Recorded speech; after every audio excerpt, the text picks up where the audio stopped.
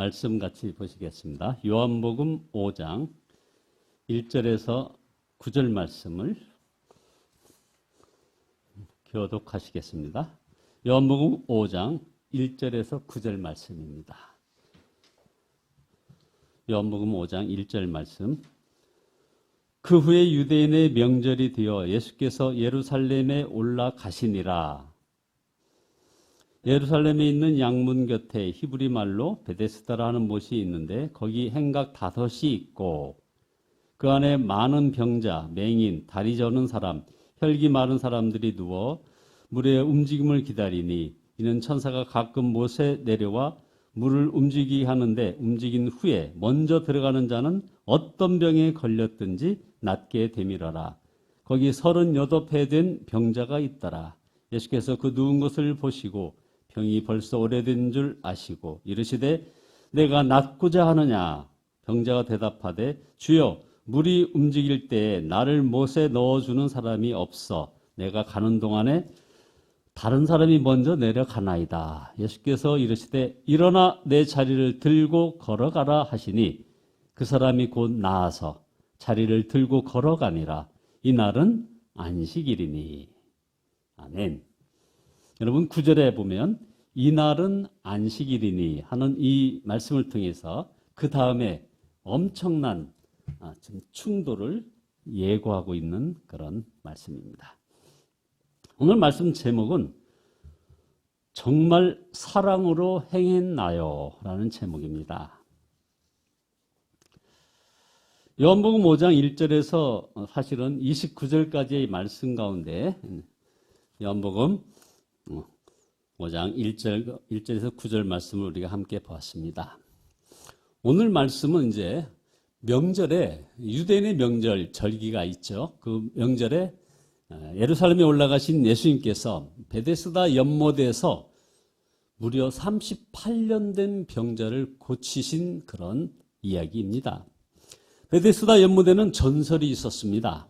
이따가 물이 솟아오르는 현상이 나타나는데 그때 누구든지 먼저 들어가면 어떤 병도 낫게 된다는 그런 전설입니다. 당연히 그 연못가에 많은 병자들이 모여 있었겠죠. 그 중에 38년 된 병자가 있었습니다. 아마 거기에 있는 사람 가운데 가장 비참한 사람이었을 것입니다. 우리가 읽은 그 본문 가운데서 보면은 자기를 거기다 넣어 주어야 되는 정도로 일어날 수 없는 병자죠. 그러나 다른 병자들이 먼저 들어갑니다. 그래서 예수님께서 그 사람에게 이제 만나가지고 낫고 싶으냐 하고 물으시니 그가 대답을 7절에 이렇게 얘기합니다. 병자가 대답하되 주여 물이 움직일 때 나를 못에 넣어주는 사람이 없어 내가 가는 동안에 다른 사람이 먼저 내려가나이다. 주께서 그의 마음의 안타까움을 보시고 일어나 내 자리를 걷어 가지고 걸어가거라 하고 명령을 하십니다. 그러자 그가 고침을 받아 일어나 자기가 누웠던 자리를 들고 갔습니다.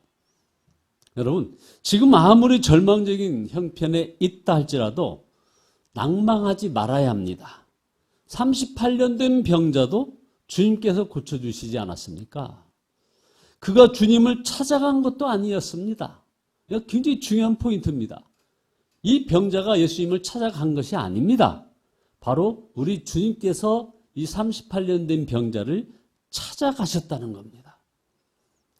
주님은 우리에게도 이렇게 찾아오십니다. 주님을 만나고 싶은 그 갈망을 가졌다면 이미 하나님의 부름을 받고 있는 것입니다. 요한복음 6장 65절에 주님께서 내 아버지께서 오게 하여 주지 아니하시면 누구든지 내게 올 수 없다. 이렇게 말씀하셨습니다. 무슨 말씀입니까? 여러분 안에 영적 갈망이 있다면 주님이 여러분 안에 계시다는 것입니다. 여러분 안에 이미 찾아오셨다는 것입니다. 그래서 빌립보서 2장 13절에 너희 안에 행하시는 이는 하나님이시니 자기의 기쁘신 뜻을 위하여 너희로 소망을 두고 행하게 하시나니. 이 소망은 소원, 축원, 여러 가지 번역이 가능한 그런 말씀입니다. 마음에 오신 주님을 믿으면 38년 병자에게 일어난 그런 놀라운 치유가 일어난다는 것입니다. 그런데 오늘 본문에서 우리는 38년 된 병자보다 더 비참한 사람을 보게 됩니다. 그들은 유대 사람들이었는데 38년이나 병으로 앓던 사람이 치유받은 것을 기뻐한 것이 아니라 분노했습니다. 우리가 아까 성경에서 마지막으로 이날은 안식이니라 한 그 말이 이런 걸 예고하고 있는 겁니다. 자, 여러분, 38년 된 병자가 병이 나아가지고 기뻐서 온 것을 본 유대인들이 그를 축하하고 사랑의 눈빛으로 대하지 못하고 분노했다는 겁니다. 바로 이런 사람이 사실은 진짜 병든 사람입니다. 그들이 이처럼 화를 낸 것은 안식일 규정을 어겼다는 거죠. 10절에 오늘은 안식일이니 자리를 들고 가는 것은 옳지 않다 하고 얘기하죠. 바로 율법주의적 신앙을 가진 그런 사람의 모습을 잘 나타내고 있습니다. 다른 것도 아니고 다른 것 가지고 하는 것도 아니고 하나님의 율법을 가지고 이렇게 할 수 있다는 것, 이것이 정말 두려운 일입니다. 교회 안에 이처럼 하나님의 말씀을 가지고 싸우는 일이 종종 일어나죠.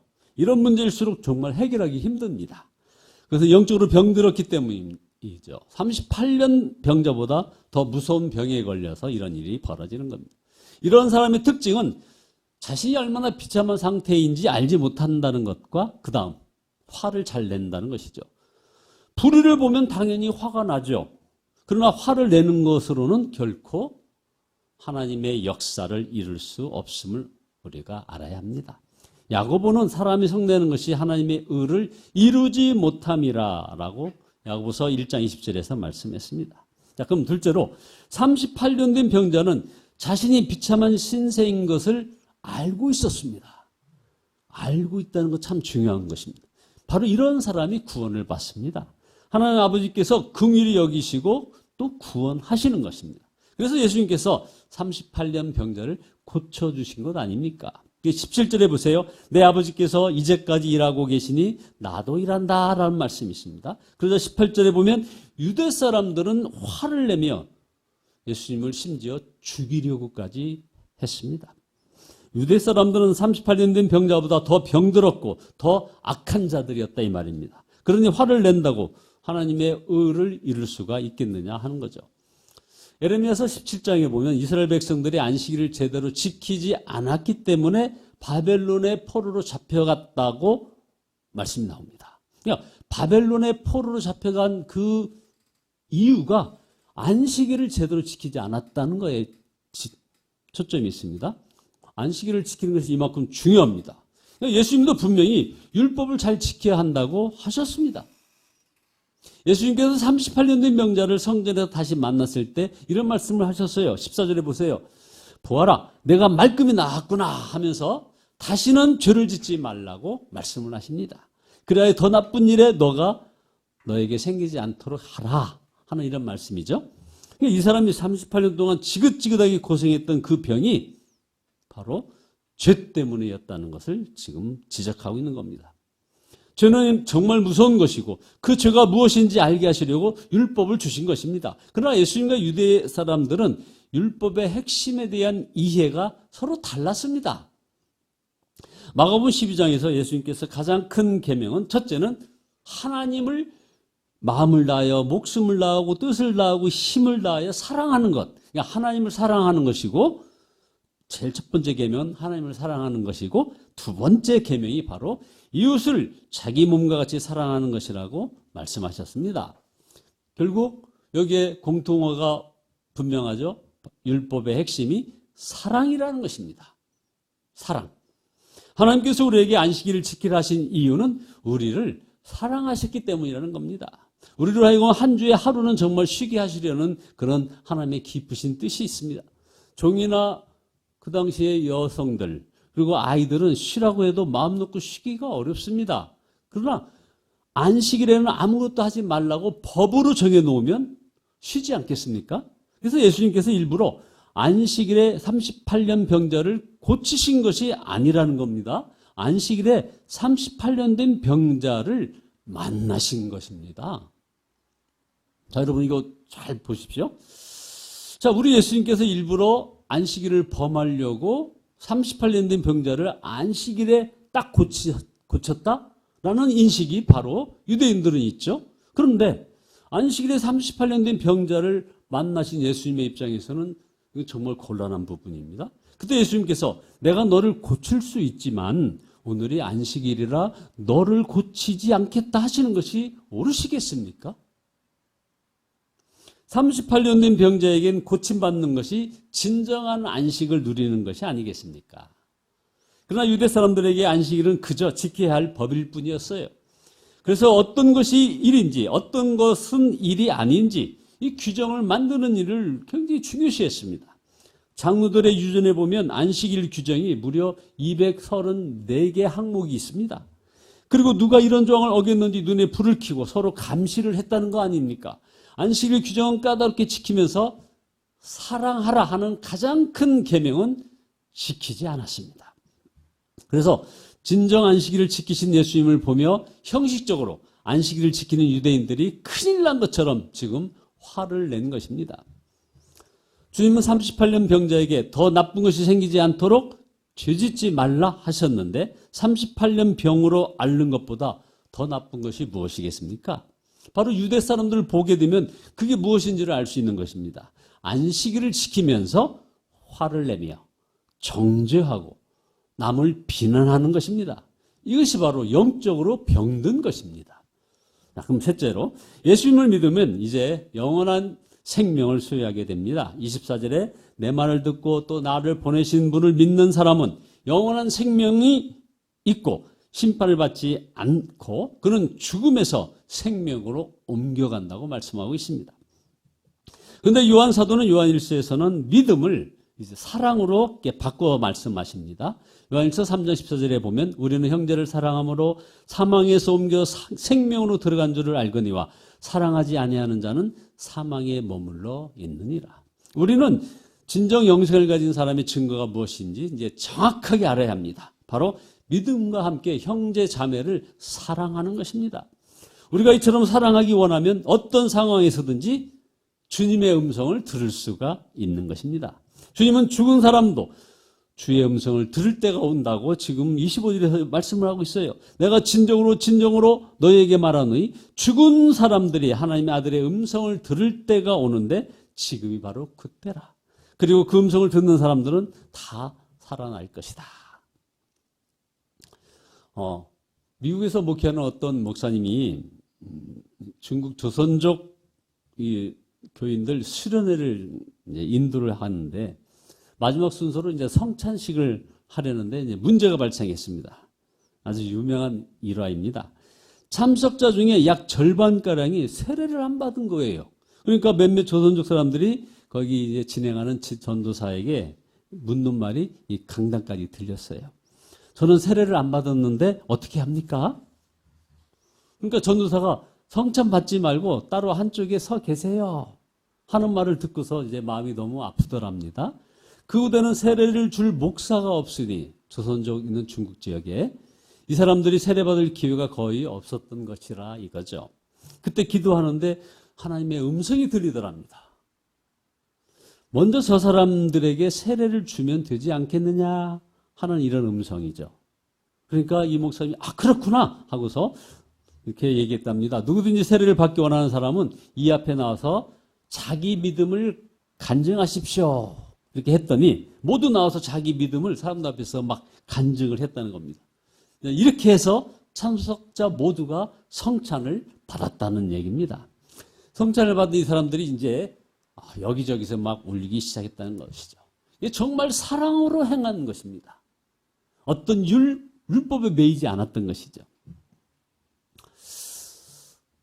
여러분은 어떤지 모르겠습니다만 저는 참 사람들을 남을 판단하는데 참 빠른 사람 같다는 생각을 참 많이 합니다. 유난히 어떤 것에 뭔가 문제가 있으면 눈에 바로 들어와요. 그것이 저 똑똑하고 제가 정의를 행하는 사람이라고 생각을 했는데 제가 회개할 때, 회심을 할 때 가장 큰 회개 제목 중에 하나가 바로 이거였습니다. 제가 바로 바리새인 중에 바리새인이었다는 거죠. 38년 된 병자보다 더 심각한 죄가 저한테 있었죠. 한마디로 말하면 사랑이 없었던 것입니다. 사랑을 실천하고 행하지 못했던 나의 그 바리새적 태도, 이것을 제가 회심할 때 가장 많이 회개했던 것입니다.